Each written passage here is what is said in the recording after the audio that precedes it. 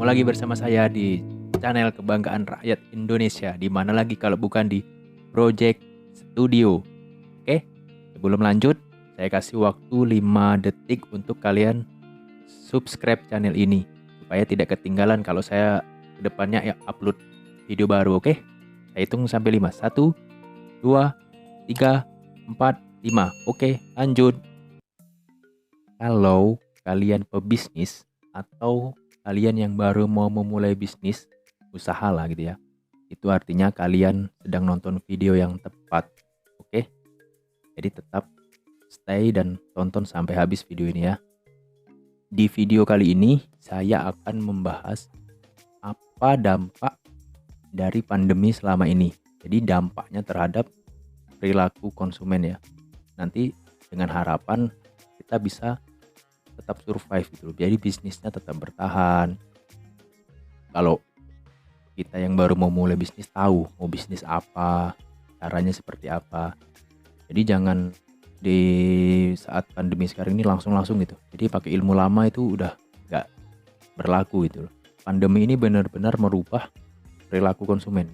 Ya memang nggak 100%, tapi lebih dari 50% pasti akan berubah dan akan 100% pada waktunya lah gitu. Makanya ada istilah new normal atau normal baru gitu kan. Ya seperti itu. Yang dulunya orang pakai masker tuh apaan sih? Sekarang kalau nggak pakai masker jadinya aneh ya kan. Jadi itu normal baru. Lalu apa aja sih perubahan konsumen setelah pandemi? Pertama, orang-orang cenderung mencari produk kesehatan. Jadi orang-orang cenderung mencari produk kesehatan. Kesadaran akan kesehatan orang tuh semakin meningkat sekarang karena COVID-19 ini ya. Makanya seperti kayak usaha dadakan, orang-orang tiba-tiba jual masker, jual sanitizer, jual sabun pencuci tangan, pencuci lantai, pokoknya produk kesehatan yang berhubungan dengan kesehatan itu semakin diminati. Ini bisa jadi peluang ya, bisa jadi peluang juga buat teman-teman yang ingin buka usaha setelah pandemi atau di masa pandemi saat ini. Mungkin bisa dipikirkan ya peluang usaha tersebut. Produk kesehatan itu peminatnya meningkat seperti itu. Selanjutnya, konsumen sekarang cenderung berhemat dalam artian tidak mengeluarkan uang dengan boros gitu loh. Jadi mereka hanya membeli secukupnya untuk keperluan sehari-hari, untuk makanan pokok seperti itu. Jadi nggak royal seperti sebelum pandemi. Usaha-usaha di bidang sayuran, makanan siap saji seperti frozen itu peminatnya meningkat di masa pandemi ini ya. Ya karena apa? Karena orang-orang lebih mementingkan kebutuhan pokoknya dulu gitu. Jadi seperti barang-barang atau produk-produk yang bukan pokok itu masih ditahan. Bisa dibilang karena daya beli masyarakat menurun. Pandemi ini membuat daya beli masyarakat menurun. Akhirnya masyarakat berhemat untuk membelanjakan uangnya di bahan-bahan pokok terlebih dahulu. Nggak boros lah. Ini bisa jadi peluang juga buat teman-teman ya. Buat teman-teman yang mau butuh ide usaha apa, bisnis apa, ini bisa jadi peluang gitu. Misalkan jual frozen ya kan, makanan siap saji yang makanan instan gitu ya, yang tinggal goreng. Lalu selanjutnya masyarakat sekarang ini cenderung lebih suka memasak di rumah gitu. Dampak pandemi ini kan karena sering di rumah dan juga berhemat, jadi pada suka masak di rumah. Dan lebih sehat juga ya. Jadi orang berpikir kan masak sendiri lebih sehat, lebih hemat dan ya mengisi kegiatan di rumah. Itu dampaknya seperti itu. Jadi mereka suka memasak di rumah. Lalu peluangnya apa? Kalau orang mau masak sendiri kan nanti mungkin butuh alat masak seperti itu ya kan, alat-alat masak. Bahan bakunya mungkin yang siap saji tadi yang saya jelaskan sebelumnya. Jadi ini bisa jadi peluang gitu. Jadi nggak melulu pandemi ini musibah gitu loh. Pasti ada peluang di balik itu. Jadi bisa misalkan teman-teman jual alat masak berteknologi tinggi seperti itu. Pokoknya ya yang pasti alat-alat yang digunakan untuk memasak di rumah seperti itu sih. Itu peminatnya naik. Karena kebiasaan konsumen yang saat ini memilih memasak sendiri di rumah. Jadi teman-teman bisa jualan frozen, bahan baku masak, ya kan. Jadi ada korelasinya dengan apa, perubahan yang sebelumnya saya sebutkan tadi, ada korelasinya seperti itu. Lalu selanjutnya, masyarakat sekarang cenderung online. Online itu semua dalam genggaman, jadi dalam handphone gitu loh, smartphone. Sebelum pandemi juga sebenarnya masyarakat sudah mulai serba online, tapi belum merata ya. Dulu mungkin didominasi oleh generasi-generasi muda ya, milenial lah gitu. Kalau sekarang kan dari muda, anak-anak sampai ke orang tua pun yang udah 40 tahun ke atas, 50 tahun ke atas pun menggunakan media online lah seperti itu. Mulai dari hanya sekedar stalking ya, baca-baca berita sampai ke belanja kebutuhan sehari-hari pun mereka serba online. Perlu teman-teman perhatikan ya, terutama untuk yang mau berbisnis dan sedang berbisnis sekarang. Misalkan bisnisnya belum online, masih offline.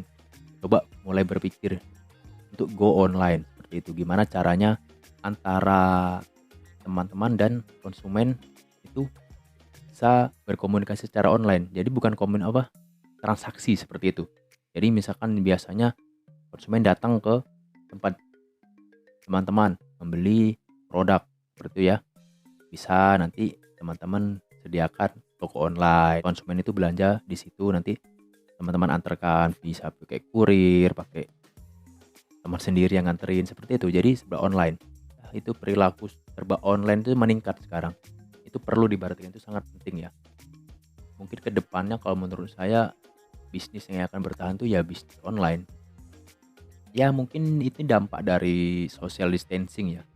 Yang dulunya nggak suka belanja online, akhirnya memberanikan diri, mau tidak mau ya kan. Daripada dia langsung terjun ke tokonya, ke pasar kan banyak orang biasanya kan.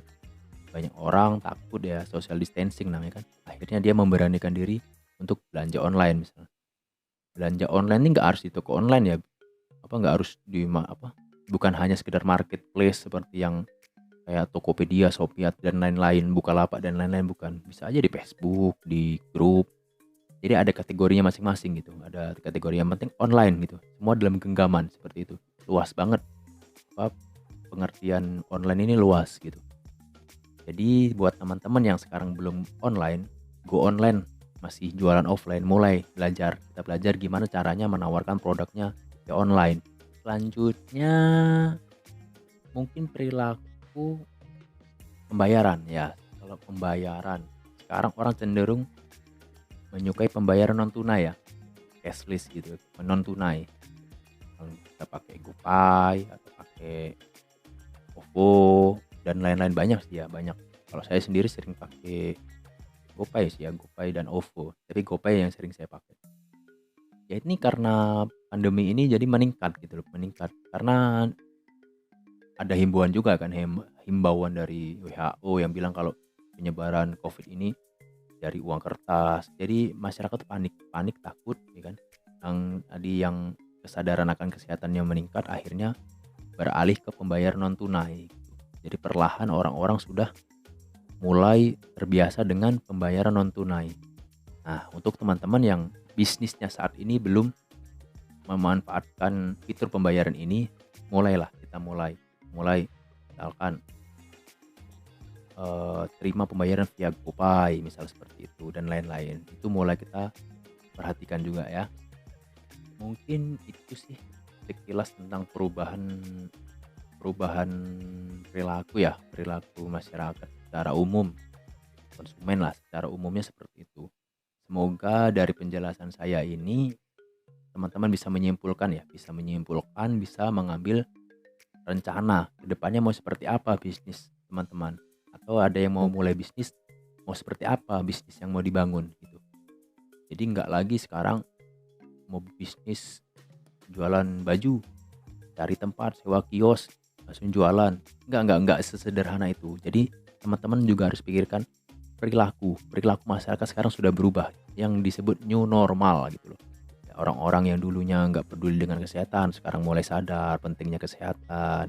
Orang-orang yang mulai menjaga jarak kan seperti itu. Orang-orang yang mulai berhemat, maksudnya itu nggak boros gitu, mulai berhemat, mereka mulai selektif akan harga gitu. Itu sebabnya kenapa di Shopee itu sekarang laris manis.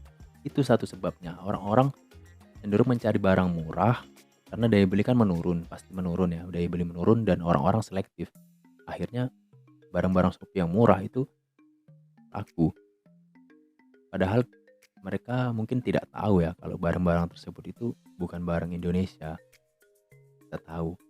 Ya, nggak ada salahnya juga sih. Itu kembali ke kita masing-masing. Oke, cukup. Mungkin itu aja ya.